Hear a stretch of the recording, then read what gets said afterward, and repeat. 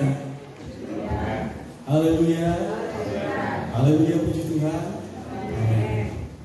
Nah, saya bersyukur kepada Tuhan karena masih diberi kesempatan untuk melayani jemaat Tuhan di tempat ini. Terima kasih kepada Ibu Gembala, kepada Om Arlen, Om Lisa, dan seluruh jemaat Tuhan GPDI Hosana Bunten. Mari Bapak Ibu kita membuka Alkitab kita di dalam surat Rasul Paulus kepada jemaat di Tesalonika, 1 Tesalonika 5 ayat yang ke-18. Kita akan baca bersama-sama. 1 Tesalonika 5 ayat 18. Kalau Bapak Ibu sudah menemukannya, mungkin kita sudah terlihat, kita bisa membaca bersama-sama. 1, 2, 3. Mengucap syukurlah dalam segala hal, sebab itulah yang dikehendaki Allah di dalam Kristus Yesus bagi kamu. Amin. Saya akan baca sekali lagi untuk kita semua, Bapak Ibu jemaat Tuhan yang dikasihi oleh Tuhan. 1 Tesalonika 5 ayat 18. Mengucap syukurlah dalam segala hal, sebab itulah yang dikehendaki Allah di dalam Kristus Yesus bagi kamu. Ini adalah surat yang itu surat Rasul Paulus kepada jemaat di Tesalonika. Kemungkinan surat ini ditulis pada saat Rasul Paulus berada di Korintus. Dan kalau kita perhatikan di jemaat Tesalonika, Rasul Paulus memberikan suratnya itu ada warna eskatologi di sana, berbicara tentang kedatangan Tuhan, khususnya di Tesalonika 2, abad 2 Tesalonika. Di surat yang kedua lebih jelas lagi Rasul Paulus berbicara tentang kedatangan Tuhan. Nah, jemaat di Tesalonika dinasihati oleh Rasul Paulus mengucap syukurlah dalam segala hal. Bapak Ibu jemaat Tuhan dikasihi oleh Tuhan, dalam terjemahan yang lain bunyinya mengucap syukurlah dalam segala keadaan. Dalam perjalanan hidup kita tidak selalu menemukan hal-hal yang baik-baik saja. Ada kalanya kita diperhadapkan dengan keadaan yang rumit, keadaan yang sulit, keadaan yang tidak mengenakan. Dan Rasul Paulus menasihati jemaat di Tesalonika dalam segala hal, dalam keadaan apapun mengucap syukurlah. Kepada siapa? Kepada Tuhan. Sebab itulah yang dikehendaki Allah di dalam Kristus Yesus bagi sekalian kita orang-orang percaya. Nah, kalau kita mundur di ayat-ayat sebelumnya, 1 Tesalonika 5, misalnya di ayat 13. Dan supaya kamu sungguh-sungguh menjunjung mereka dalam kasih karena pekerjaan mereka, hiduplah selalu dalam damai seorang dengan yang lain. Rasul Paulus menasihati jemaat di Tesalonika untuk hidup dalam damai satu sama lain. Di ayat 14, kami juga menasihati kamu saudara-saudara, tegurlah mereka yang hidup dengan tidak tertib, saling menegur, saling menasihati. Hiburlah mereka yang tawar hati, mereka yang putus asa. Belalah mereka yang lemah, sabarlah terhadap semua orang. Kemudian ayat 15, perhatikanlah supaya jangan ada yang membalas jahat dengan jahat, tetapi usahakanlah senantiasa yang baik terhadap kamu masing-masing dan terhadap semua orang. Mereka yang ada di luar jemaat pun kita wajib untuk berbuat baik. Ada banyak hal yang kita hadapi dalam hidup ini setiap hari, baik di rumah tangga, baik dalam bermasyarakat, baik di dalam pekerjaan dengan rekan-rekan kerja. Ada banyak hal yang membuat kita menjadi tidak enak hati. Ada kalanya Tuhan menghibur kita dengan berkat-berkat Tuhan dalam segala hal, dalam segala keadaan, mengucap syukur. Nah, kata bersyukur sendiri artinya berterima kasih. Ketika kita bersyukur kepada Tuhan, sejatinya kita sedang berterima kasih kepada Tuhan, mengucap syukur. Bapak Ibu jemaat Tuhan yang dikasihi oleh Tuhan, segala sesuatu yang terbiasa akhirnya menjadi biasa. Dan karena biasa, kita tidak lagi melihat sesuatu itu menjadi hal yang istimewa, karena biasa. Tidak lagi istimewa dan kita menjadi lupa untuk berterima kasih. Kita terbiasa bangun pagi, tarik nafas, lega gitu ya. Kita terbiasa. Dan Mungkin ada kalanya kita lupa berdoa, lupa bersyukur sama Tuhan. Nanti kalau sudah Tuhan izinkan kita sakit, beli tabung oksigen, kita baru menyadari, ya Tuhan, ternyata kesehatan itu mahal. Ketika kita pilek saja, hidung tersumbat, tidur setengah mati, mau tidur susah. Saya pernah hidung tersumbat dan tidak bisa tidur. Itu rasanya seperti napas mau putus. Saya ingat ada sirup anak saya mereknya Alko, tidak promosi ya. Saya harus minum itu dan lega dan bisa tidur. Rasanya menyesakkan sekali.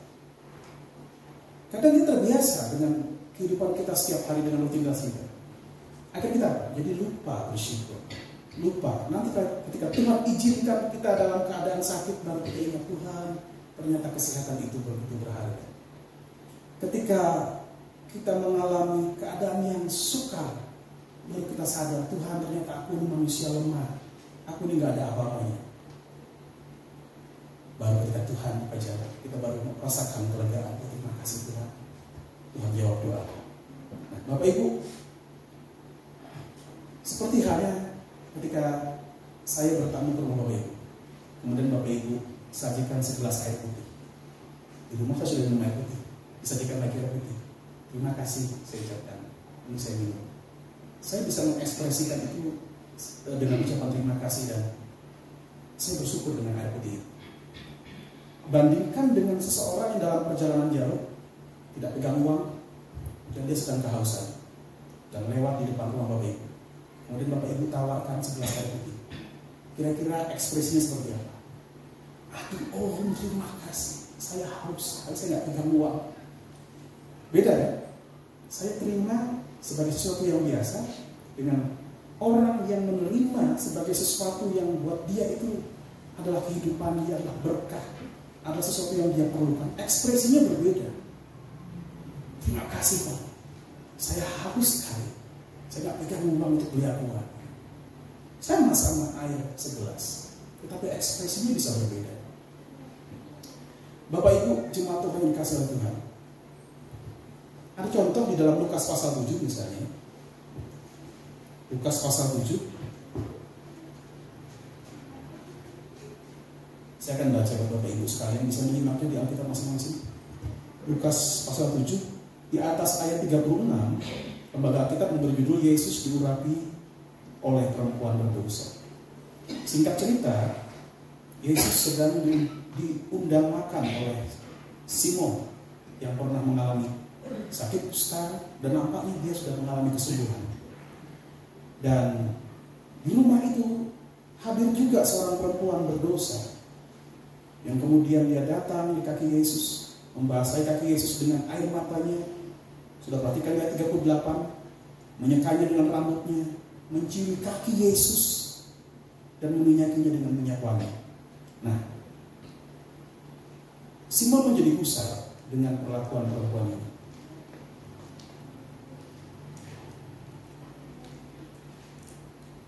Saya akan baca ayat 39 ya. Ketika orang Farisi yang mengundang Yesus melihat hal itu, ia berkata dalam hatinya, jika ia ini nabi, tentu ia tahu siapakah dan orang apakah perempuan yang menjamahnya. Tentu ia tahu bahwa perempuan ini adalah seorang berdosa. Lalu Yesus berkata kepadanya, Simon, ada yang hendak kukatakan kepadamu. Sahabat Simon, katakanlah Guru. Ada dua orang yang berhutang kepada seorang pelepas hutang. Yang seorang berhutang 500 dinar dan yang lain 50. Karena mereka tidak sanggup membayar, maka ia menghapuskan hutang kedua orang itu. Siapakah di antara mereka yang akan terlebih mengasihi dia? Jawab Simon, aku kira dia yang paling banyak dihapuskan hutangnya. Kata Yesus kepadanya, betul pendapatmu. Dan sambil berpaling kepada perempuan itu, ia berkata kepada Simon, engkau lihat perempuan ini? Aku datang ke rumahmu namun engkau tidak memberikan aku air untuk membasuh kakiku. Tetapi dia membasahi kakiku dengan air mata dan menyekanya dengan rambutnya. Engkau tidak mencium aku, tetapi sejak aku masuk, ia tiada henti-hentinya mencium kakiku. Ayat 46. Engkau tidak meminyaki kepalaku dengan minyak, tetapi dia meminyaki kakiku dengan minyak wangi. Sebab itu aku berkata kepadanya, dosanya yang banyak itu telah diampuni, sebab ia telah banyak berbuat kasih. Perhatikan kalimat terakhir. Tetapi orang yang sedikit diampuni, sedikit juga ia berbuat kasih. Dari sini kita melihat sama-sama hutangnya diampuni, sama-sama dosanya diampuni. Ada yang dosanya besar, ada yang dosanya kecil, sama-sama diampuni. Wanita yang dosanya besar ini, dia mengekspresikan rasa syukurnya, rasa terima kasihnya, dan ekspresinya nggak main-main, ugal-ugalan. Dia berlutut di kaki Yesus. Dia menangis mencurahkan air matanya, tanda pertobatan, tanda penyesalan, menyakiti. Simon pun menerima pengampunan, dan nampaknya dia pernah sakit kusta dan telah disembuhkan. Tapi dia tidak begitu besar ekspresinya untuk menyatakan terima kasih kepada Yesus. Nah, disinilah pentingnya Bapak Ibu, rasa syukur di hadapan Tuhan menjadi sebuah korban yang kita bawa setiap hari, setiap saat, dan itu menyenangkan hati Tuhan. Bapak Ibu yang dikasih oleh Tuhan, ada nyanyian pengajaran yang ditulis oleh Asaf di dalam Mazmur pasal 50. Mazmur pasal 50. Saya baca untuk Bapak Ibu, jemaat Tuhan sekalian. Lembaga Alkitab memberi judul di atas pasal 50, ibadah yang sejati. Mazmur Asaf.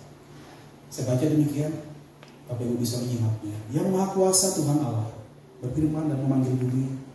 Dari terbitnya matahari sampai kepada terbenamnya, dari Sion puncak keindahan Allah tampil bersinar. Allah kita datang dan tidak akan berdiam diri. Di hadapannya api menjilat, sekelilingnya bertiup badai yang dahsyat. Ia berseru pada langit di atas dan kepada bumi untuk mengadili umatnya. Bawalah kemari orang-orang yang kukasihi, yang mengikat perjanjian dengan aku berdasarkan korban sembelihan. Langit memberitakan keadilan sebab Allah sendirilah hakim Selah. Dengarlah hai umatku, aku hendak berfirman. Hai Israel, aku hendak bersaksi terhadap kamu. Akulah Allah, Allahmu. Bukan karena korban sembelihanmu aku menghukum engkau.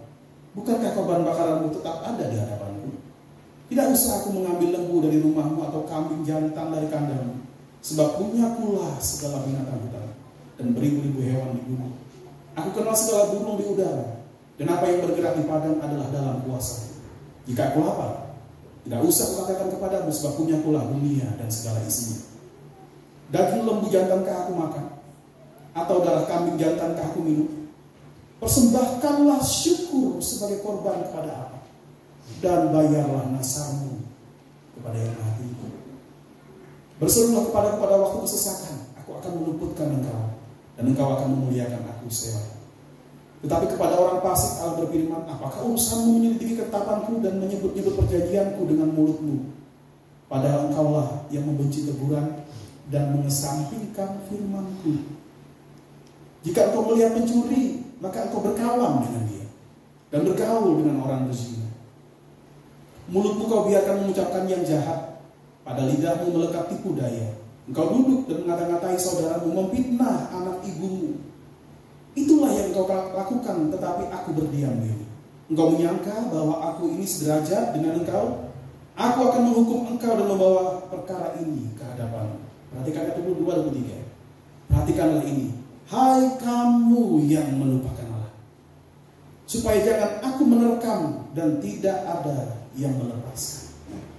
Siapa yang mempersembahkan syukur sebagai korban, ia memuliakan aku. Siapa yang jujur jalannya, keselamatan yang dari Allah akan kuperlihatkan kepadanya. Allah menegur umatnya. Ini memang ditulis dalam bentuk nyanyian yang ditulis oleh Asaf sebagai nyanyian pengajaran. Namun dari sini kita belajar, Allah tidak menyukai ibadah yang kosong. Bangsa Israel nampak giat dalam mengiring Tuhan, melayani Tuhan, mentaati hukum-hukum Tuhan. Namun pada dasarnya ibadahnya kosong, tidak ada rasa hormat kepada Tuhan, tidak ada ketulusan, bahkan memungkiri nilai-nilai ibadah itu. Tadi dikatakan di sana, menyakiti teman saudaranya dan sebagainya, mengucapkan hal yang jahat dari bibir mulut lidahnya. Bagaimana ibadah disertai dengan perbuatan dosa? Tidak bisa. Dan Tuhan menginginkan umatnya beribadah dengan ketulusan, dengan rasa hormat, dan merasakan benar-benar bahwa kasih Tuhan itu dialami, kasih Tuhan itu nyata, dan umat mengucap syukur, menyadari bahwa hidupnya adalah anugerah Tuhan, menyadari hidupnya adalah berkat Tuhan, maka ibadahnya pun akan disertai dengan rasa terima kasih. Memuji Tuhan itu bukan sekedar nyanyi tolah, tapi meresapi setiap lirik lagu, setiap kalimat itu dan mengimaninya.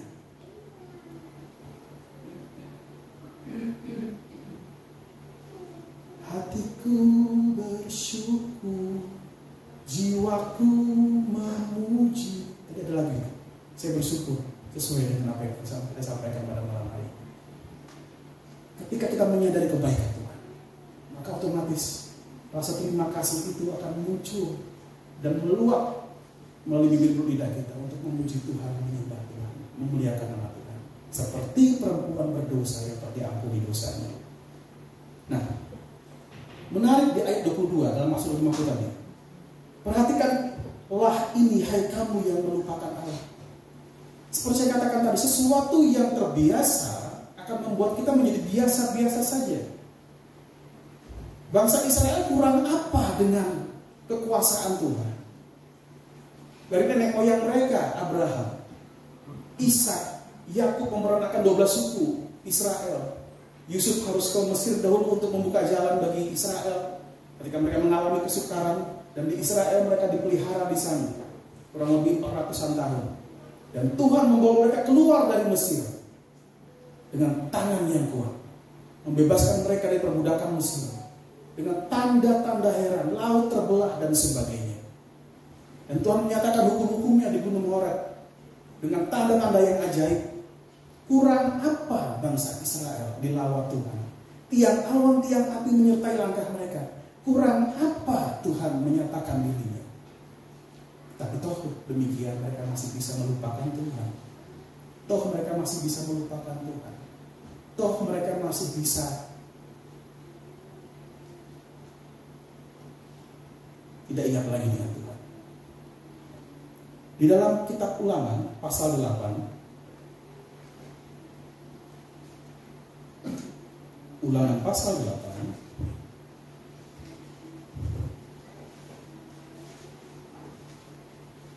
saya akan baca berbagai firman Tuhan. Ulangan pasal 8 ayat 11 sampai 20. Ulangan pasal 8 ayat 11 sampai 20. Saya baca demikian. Hati-hatilah supaya jangan engkau melupakan Tuhan Allahmu dengan tidak berpegang pada perintah, peraturan dan ketetapannya yang kusampaikan kepadamu pada hari ini. Dan supaya apabila engkau sudah makan dan kenyang, mendirikan rumah-rumah yang baik serta mendiami. Dan apabila lembu sapimu dan kambing dombamu bertambah banyak, dan emas serta perakmu bertambah banyak, dan segala yang ada padamu bertambah banyak, jangan engkau tinggi hati, sehingga engkau melupakan Tuhan Allahmu yang membawa engkau keluar dari tanah Mesir, dari rumah perbudakan, dan yang memimpin engkau melalui padang gurun yang besar dan dahsyat itu, dengan ular-ular yang ganas serta kalajengkingnya dan tanahnya yang gersang, yang tidak ada air. Dia yang membuat air keluar bagimu dari gunung batu yang keras, dan yang di padang gurun memberi engkau makan mana yang tidak dikenal oleh nenek moyangmu, supaya direndahkannya hatimu dan dicobainya engkau hanya untuk berbuat baik kepadamu akhirnya. Maka janganlah kau katakan dalam hatimu, kuasaanku dan kekuatan tanganku lah yang membuat aku memperoleh kekayaan ini. Tetapi haruslah engkau ingat kepada Tuhan Allahmu, sebab Dialah yang memberikan kepadamu kekuatan untuk memperoleh kekayaan, dengan maksud meneguhkan perjanjian yang diikrarkannya dengan sumpah kepada nenek moyangmu seperti sekarang ini. Tetapi jika engkau sama sekali melupakan Tuhan Allah dan mengikuti Allah lain, beribadah kepadanya dan sujud menyembah kepadanya, aku memperingatkan kepadamu hari ini bahwa kau pasti binasa. Seperti bangsa-bangsa yang dibinasakan Tuhan di hadapanmu, kamu pun akan binasa, sebab kamu tidak mau mendengar suara Tuhan Allah. Jangan sampai berkat Tuhan meninak bobokan kita dan kita lupa untuk bersyukur. Sekalipun ada kalanya Tuhan izinkan kita melalui hal-hal yang sulit, Seperti Naomi, ketika dia meninggalkan Bethlehem Efrata dan mengungsi ke tanah Moab, karena di Bethlehem ada kesukaran. Di tanah Moab suaminya Elimelek meninggal, Mahlon dan Kilion anak-anaknya pun meninggal. Dia pulang ke Bethlehem ketika Bethlehem sudah dilawat Tuhan. Apa yang dia katakan kepada masyarakat yang di Bethlehem? Jangan sebut aku Naomi, sebut aku Mara. Karena Tuhan sudah membuat hidupku pahit. Menjadi Kristen tidak ada jaminan saudara akan menjadi kaya raya. Menjadi Kristen tidak ada jaminan saudara akan menjadi petinggi, pesohor, dan orang-orang hebat. Menjadi Kristen sudah mendapat jaminan keselamatan. Tapi bukan berarti keselamatan itu tidak instan kita terima. Kita harus mengerjakannya setiap hari. Dan dalam perjalanan iman kita ini kita akan menempuh banyak hal. Dan percayalah, Tuhan berjanji memberi kita kekuatan. Untuk apa? Menjalani hidup ini. Tuhan memberi kita kekuatan. Dikatakan tadi, memperoleh kekayaan. Tuhan memberi kita kekuatan untuk kita dapat melayani Tuhan sampai kelak usia kita habis, sampai kelak Tuhan datang kembali. Bapak Ibu yang dikasih oleh Tuhan, Tuhan sudah memperingatkan bangsa Israel, dan Tuhan juga memperingatkan kita pada petang hari ini. Bersyukurlah kepada Tuhan. Naikkan ucapan syukur ini sebagai persembahan yang manis di hadapan Tuhan, yang menyenangkan hati Tuhan. Bapak Ibu, beberapa ayat terakhir. Ibrani pasal 4.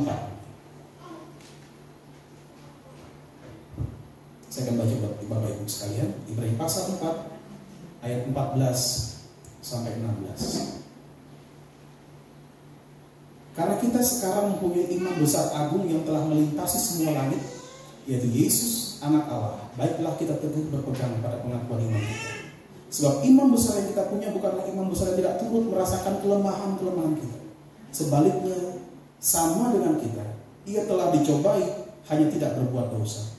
Sebab itu marilah kita dengan penuh keberanian menghampiri tahta kasih karunia, supaya kita menerima rahmat dan menemukan kasih karunia untuk mendapat pertolongan kita pada waktu ini.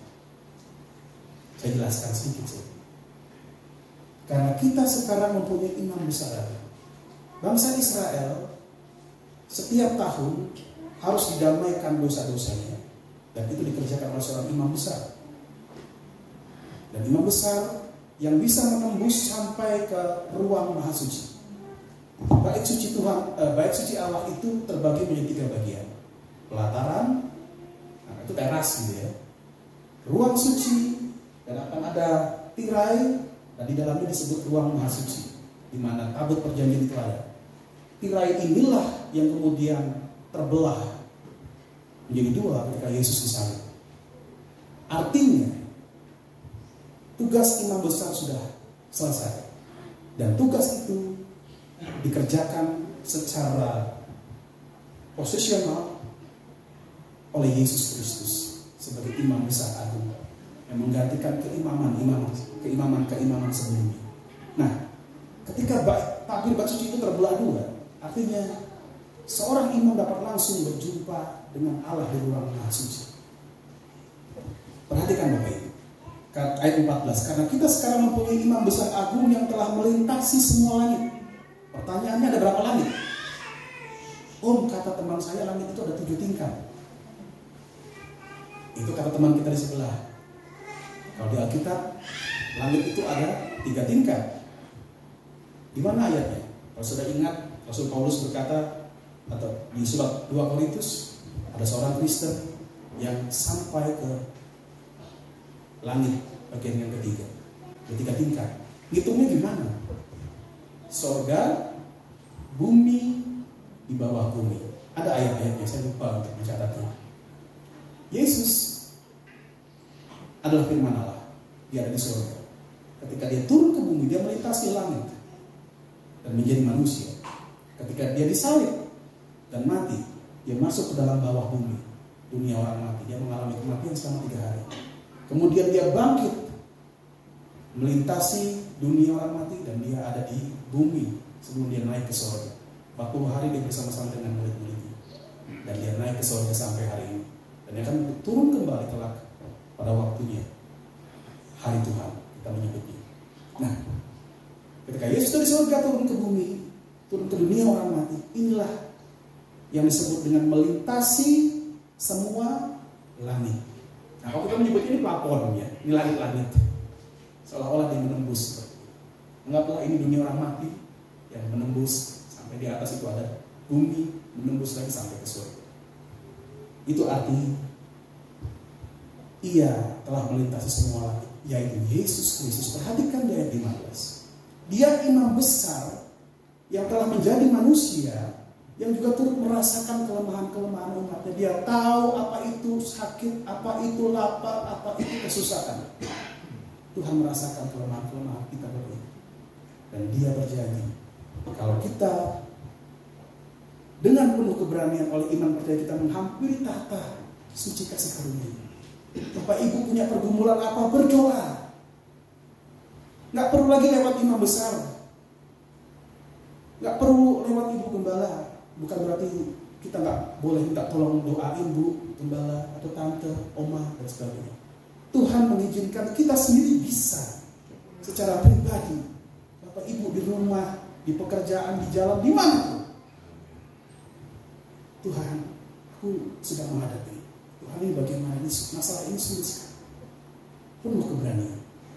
Karena Tuhan sudah membenarkan kita oleh darahnya, menyucikan kita sehingga kita layak untuk menghampiri tahta suci kasih karunia, di mana Dia bertahta dan Allah Bapa yang penuh belas kasihan akan memberikan pertolongan kepada kita pada waktunya, kata ayat 16. Ayat terakhir Bapak Ibu, Ibrani 12.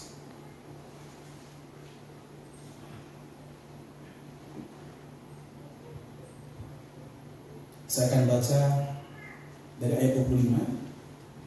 Bapak Ibu di rumah bisa membaca dari ayat-ayat sebelumnya. Saya baca dari ayat 25 saja. Suara dari surga atau dari langit. Alkitab terjemahan King James Version memberikan judul itu. Saya baca demikian dari pasal 12. Jagalah supaya kamu jangan menolak Dia yang berfirman. Sebab jikalau mereka yang menolak Dia yang menyampaikan firman Allah di bumi tidak luput, apalagi kita, jika kita berpaling dari Dia yang berbicara dari surga. Waktu itu suaranya menggoncangkan bumi, tetapi sekarang Ia memberikan janji, satu kali lagi aku akan menggoncangkan bukan hanya bumi saja, melainkan langit juga.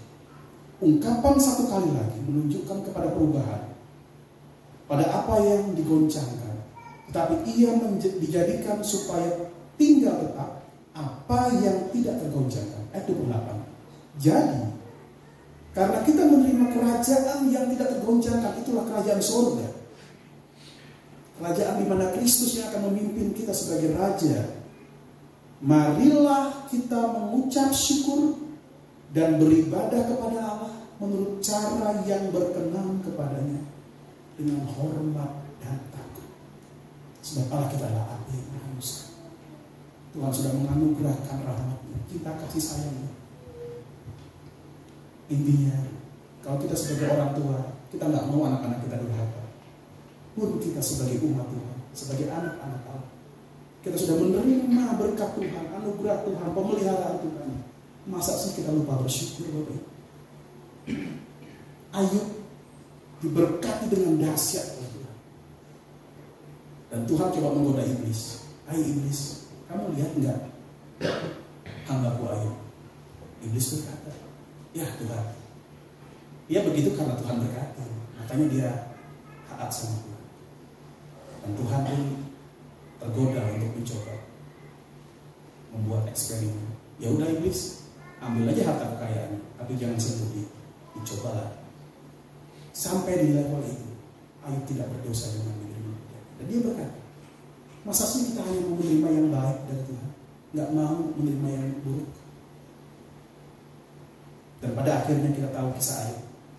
Sekalipun sampai Tuhan izinkan iblis menyentuh Ayub, sehingga dia sakit parah, bahkan ditinggalkan, diolok-olok, diejek oleh istrinya. Pada akhirnya Ayub menang dalam iman dan Tuhan memulihkan hidup Ayub, bahkan memberkati dia berlimpah-limpah. Ada kalanya kehidupan kita pun Tuhan izinkan demikian Bapak Ibu. Tetaplah berpegang teguh pada iman dan mengucap syukurlah dalam segala hal. Amin untuk firman Tuhan.